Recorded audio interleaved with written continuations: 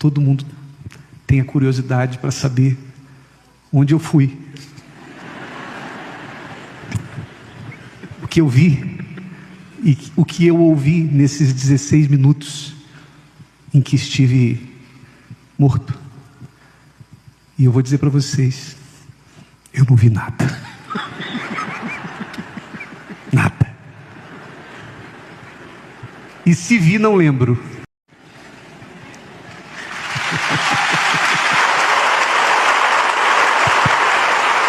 Bom dia. Amém. Todo mundo quer saber por onde a gente começa. Eu lembro, eu acho que menos de 50% de tudo que aconteceu.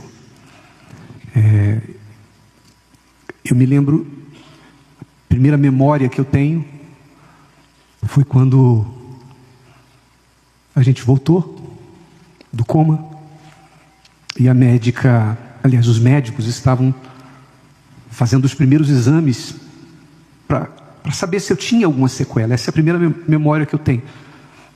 Mas antes de falar disso, eu acho que a Rosana, que ficou lá entre a terça-feira de madrugada, terça para quarta, até o dia que eu saí da intubação, que foi que dia? Sexta-feira. Então eu acho Anteontem. então nós Da intubação. da intubação Retrasada. Então ela ficou o tempo todo no hospital me acompanhando, e eu queria que você falasse daquele momento que os médicos te falaram, se você tinha consciência do que estava acontecendo. Quando o meu filho me ligou falando que o Adilson estava na UPA, eu falei assim, imaginei que tivesse quebrado alguma coisa, porque futebol, né? Aí ela fala para mim, não mãe, meu pai teve uma parada cardiorrespiratória e eles estão ressuscitando meu pai. E nisso, como o bispo falou, eu estava dormindo, porque ele chega. Eu falei, não, meu Deus, está amarrado. Aí nisso, logo depois, ele me liga e fala, meu pai voltou. E desde quando ele chegou no hospital de madrugada, ele já chegou em coma.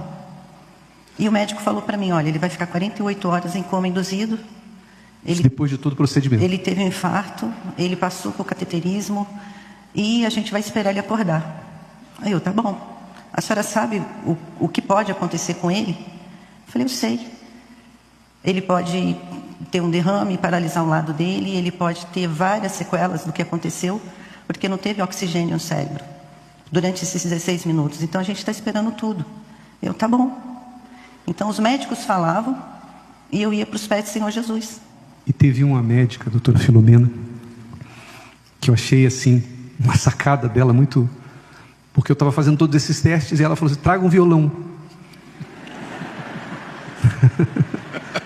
Realmente, eu acho que não tinha teste mais confiável, porque música é matemática, música é memória, para você fazer coordenação motora, para você fazer os acordes no violão, você precisa de coordenação motora. E aí chegou o violão. E eu lembro da gente cantar 2 canções, tocar 2 canções. Então ali foi como se tivesse ficado provado que não tinha nenhuma sequela. Agora, se me permite, eu acho que todo mundo tem a curiosidade para saber onde eu fui. O que eu vi e o que eu ouvi nesses 16 minutos em que estive morto. E eu vou dizer para vocês, eu não vi nada. Nada. E se vi, não lembro. Porque se eu não tenho memória do futebol e de coisas que aconteceram depois, imagine do que aconteceu. Se vi, não lembro, mas se alguém esperar... Eu sei que tem gente que tem experiência semelhante e relata que viu anjos, demônios, o céu. Não vi. Mas o que eu queria falar para você, vou até pegar aqui o papel, porque as passagens bíblicas estão aqui. Dias antes disso tudo acontecer, eu e a Rosana firmamos um propósito de oração. Nós estávamos todos os dias, porque ela lê a Bíblia, eu leio a Bíblia, mas a gente firmou um propósito de lermos a Bíblia juntos. Eu e ela líamos as mesmas coisas e orávamos, dias antes a gente começou esse propósito, que diz assim: digo-vos que não sabeis o que acontecerá amanhã. Porque que é a vossa vida? É um vapor que aparece por um pouco e depois se desvanece. Eu nunca vivi tanto isso. Porque eu não sabia o que ia acontecer naquela terça-feira. Eu não tinha problema cardíaco até onde eu sou. Pelo menos que eu saiba, eu não tinha. Que eu soubesse. Eu tenho alimentação regrada. Eu faço exercícios físicos, não é só futebol uma vez por semana. Eu não tomo refrigerante. Eu tenho... E quando você faz tudo isso, você pensa, eu estou cuidando de mim. Onde eu ia imaginar que na terça-feira iria acontecer o que aconteceu? Então a gente vê nessa passagem de Tiago a insignificância da vida humana. Insignificância no sentido de dizer, desculpa, não é insignificância, fragilidade. A fragilidade da vida humana. Se acontecer com você hoje, e aí? Porque Deus quis que eu voltasse. Eu não vi porta dourada, eu não vi anjo, mas eu tenho certeza, absoluta certeza, de que se eu não voltasse, eu estaria com Deus. Não pela minha justiça, embora a gente procure andar em justiça todos os dias praticando a palavra, mas porque antes da morte eu aceitei a salvação que Jesus me ofereceu.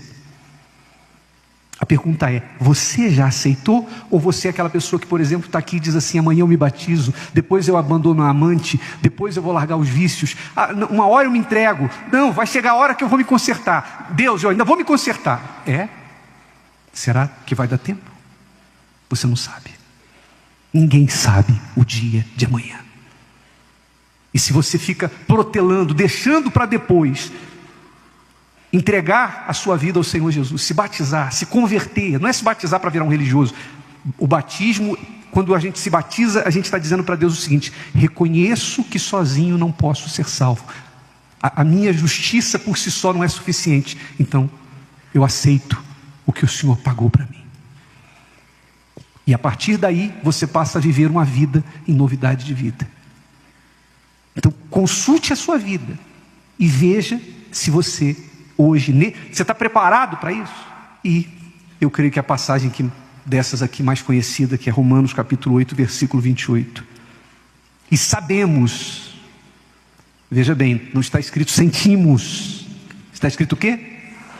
E sabemos, Deus trabalha com conhecimento, saber, você tem que ter conhecimento, não adianta você sentir, não está escrito e sentimos, mas e sabemos que todas as coisas contribuem juntamente para o bem daqueles que amam a Deus.